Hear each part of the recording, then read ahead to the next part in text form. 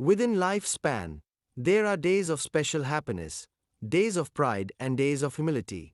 This is such a day for me. It represents the culmination of a vigorous effort, hope, and deep conviction that a significant change can be achieved in the environment in which Muslims live. This is also a day of gratitude, and I express my heartfelt thanks to the President and the Government of Pakistan for their encouragement in this endeavor, for offering us one of Pakistan's great national monuments for this occasion. The presence of Mr. Embo, the Director of the United Nations Educational, Scientific and Cultural Organization, the world's largest agency for the preservation and support of man's culture, is also a source of strong encouragement. I express my thanks to him for participating with us in this important effort. To the Governor of the Punjab and the people of Lahore, I extend greetings and gratitude for their welcome and hospitality.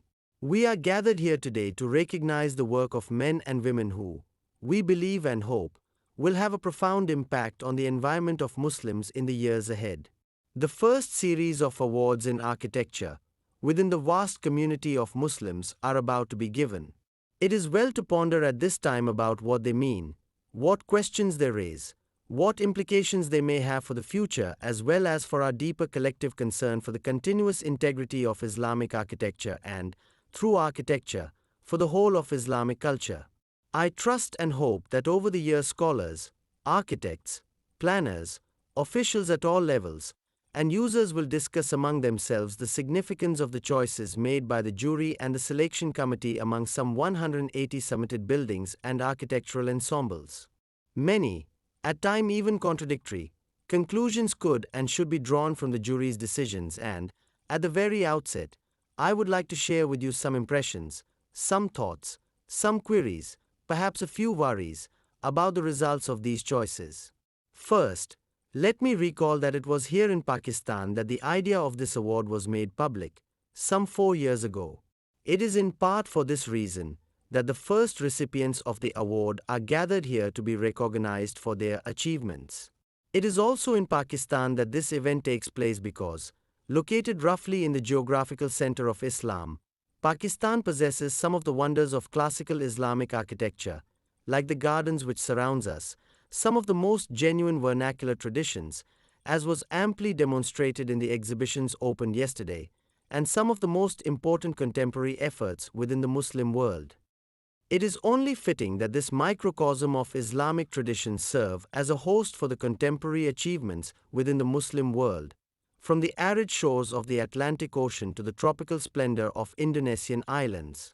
Here, better perhaps than anywhere else, the richness and glory of the past and the creations of today can be seen in the context of a vibrant and exciting concern for the environment. For it is indeed this concern that we have come to celebrate, and we must recognize that we are not permeating a country, a city, or a building, but the whole Muslim world as it enters into its 15th century of existence. Second, we may well ask whether the permeated projects truly correspond to the great traditions of Islamic architecture. There are no mosques among them, no madrasa, no palace, no garden, no mausoleum, hardly any of the monuments which are visited by millions of tourists, cherished by those who live near them, and utilized by historians to define the Muslims' past. The paradox, however, is more apparent than real. For, great though the celebrated monuments of the past are as works of art, they were only part of the built environment of the past. They were the creations of great and wealthy patrons, often made no doubt for the use and the pleasure of the masses, but rarely lacking in personal or dynastic vanity. All too frequently the settings developed by the masses themselves have been lost or changed beyond recognition. In the contemporary world, the awards have recognized that other part, perhaps now much more important than in the past, the part of the common man creating for himself and his neighbors a setting for life and for health, preserving and utilizing what nature has created, developing ways to maintain his identity rather than accepting the elephantine massiveness of so much of today's world. This recognition of a human scale, of local decisions, even if they required outside expertise, of local needs and concerns is, I believe, a profoundly Muslim requirement. It is the expression of that social concern for thousands of separate communities within the whole Ummah, which is so uniquely a central part of the Muslim message. We have recognized an architecture for men, women, and children, not yet an architecture for history books and tourists. Through architecture, we are recognizing the quality of life within the Muslim world today. And, by recognizing a housing project developed by a whole community or a medical center, we are preserving for all times the memory of this quality of life. There is a deeper and more intriguing side to this recognition, which forms my third observation.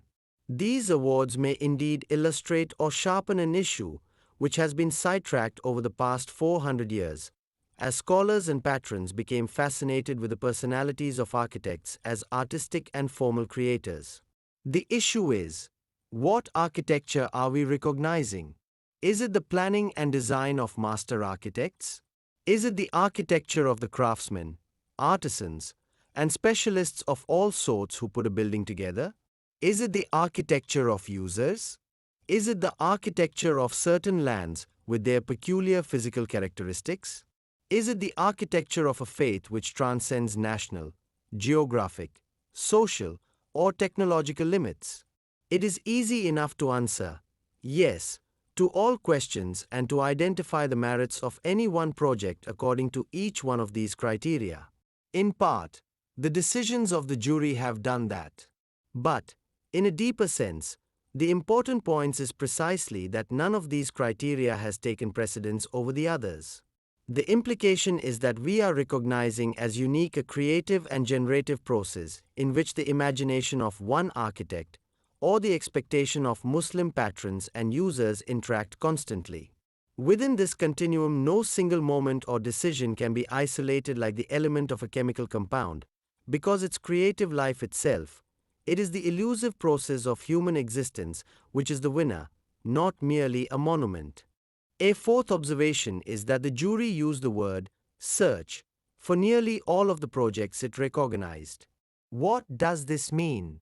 It could mean, no doubt, that no building, no ensemble, no reconstruction or reuse has quite been able to meet some abstract criteria of architectural excellence. This is not surprising. The Alhambra would have probably been received with very mixed reviews by architectural critics, and many a source from ancient times is critical of architectural projects which enthrall contemporary historians. For, quite often, while historians can, centuries later, understand architectural quality in its purest form, contemporaries often see its social and economic costs and weigh that against the other needs of society. Clearly, architectural excellence is not enough. Therein lies the positive side of the notion of search. We are only beginning to grasp the social, intellectual, aesthetic, cultural, historical needs and emotions of the Muslim world.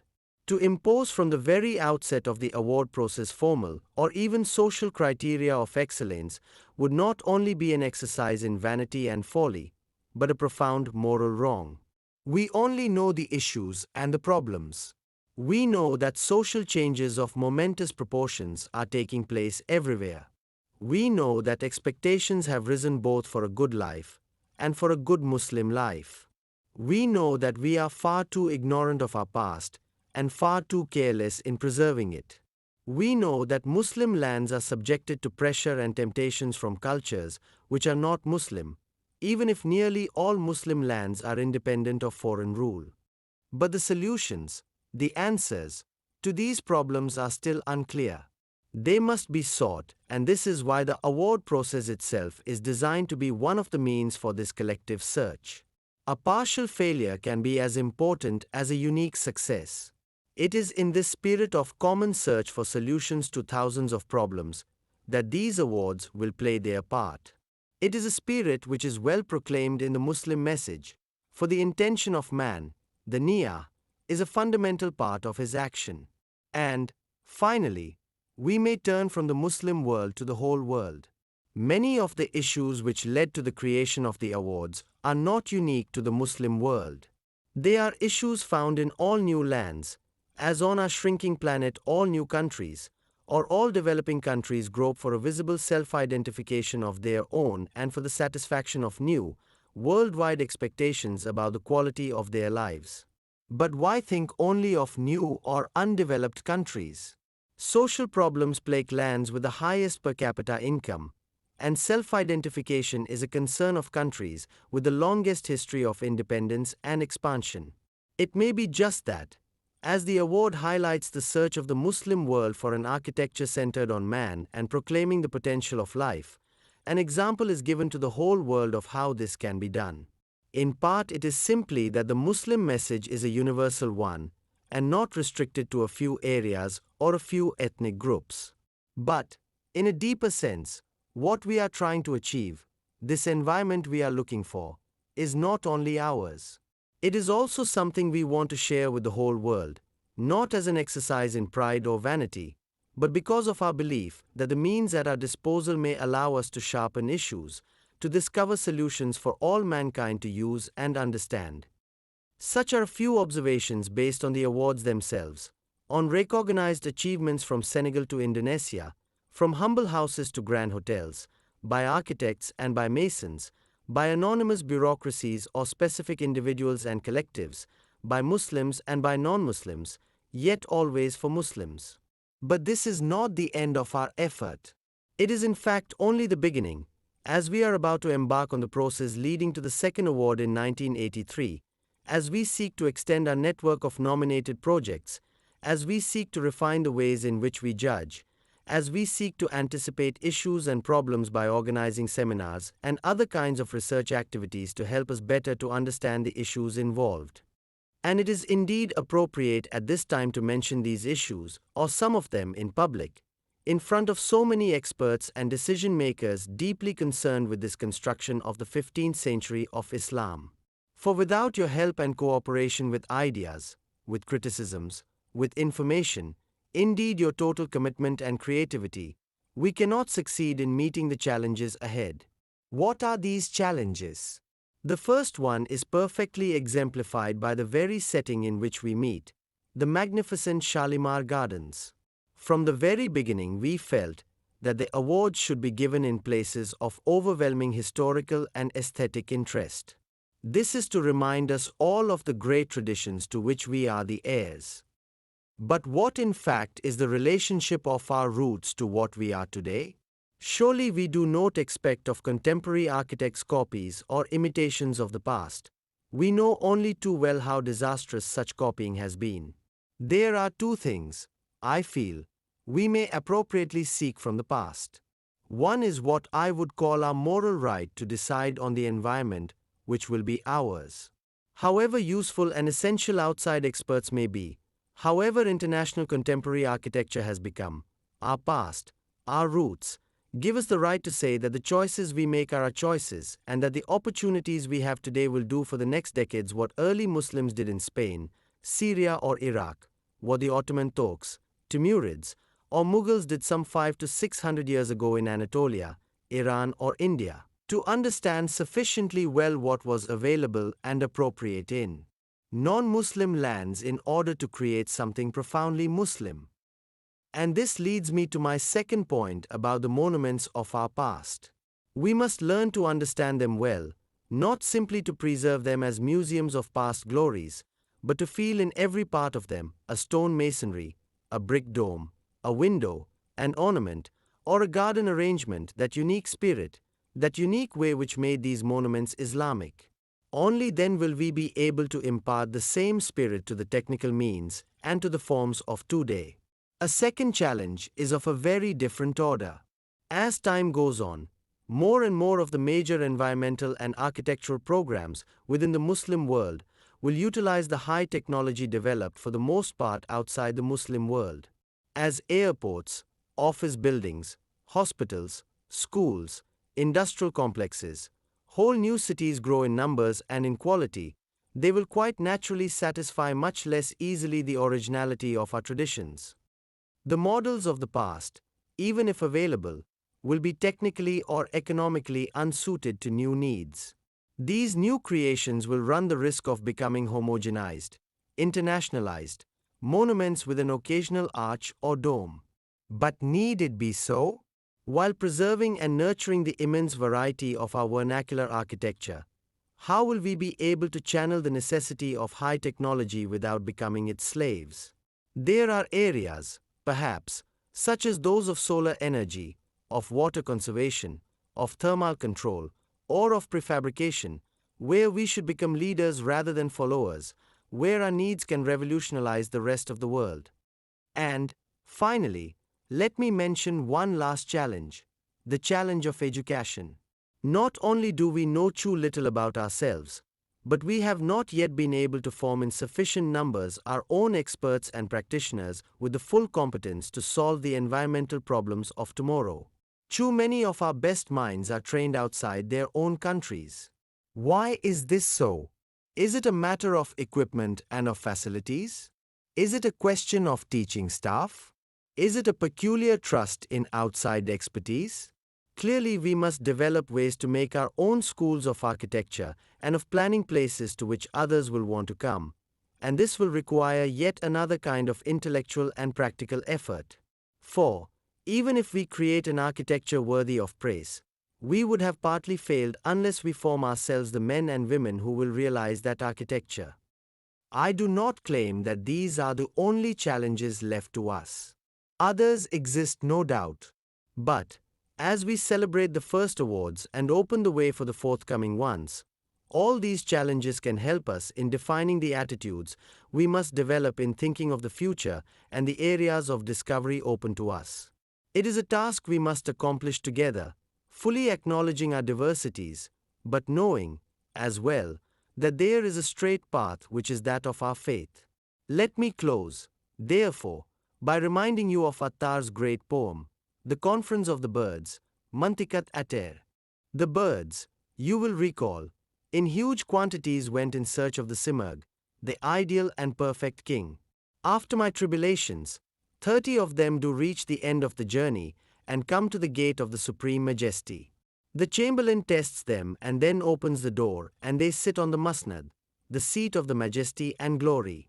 And, as an inner glow came into them, they realized that it is they together who were the Simurgh, and that the Simurgh was the 30 birds. Is this not what these awards mean? From the travails and labors of thousands, humble masons or expensive experts, there have emerged those works made by us and for us which we can present as being, all together, as an aggregate, as a group, the statement of our hopes and of our expectations as much as of our achievements. It is indeed the way in which Pakistan's beloved poet, Muhammad Iqbal, put in two quotations which better than any speech say what the awards can mean. Speaking of Islam in his vision for tomorrow, he wrote that it was a world eternal, with renewing flames and renewing leaves, fruits, and principle, with an immovable inside and an outside of changing, continuous revolutions. And, then, in another poem, he said, the journey of love is a very long journey, but sometimes with a sign you can cross that vast desert. Search and search again without losing hope. You may find sometime a treasure on your way. On behalf of the Master Jury and of the Award Committee, it is to this search for our new environment that I wish to invite you present here, the immense community of Muslims, and the whole world as well.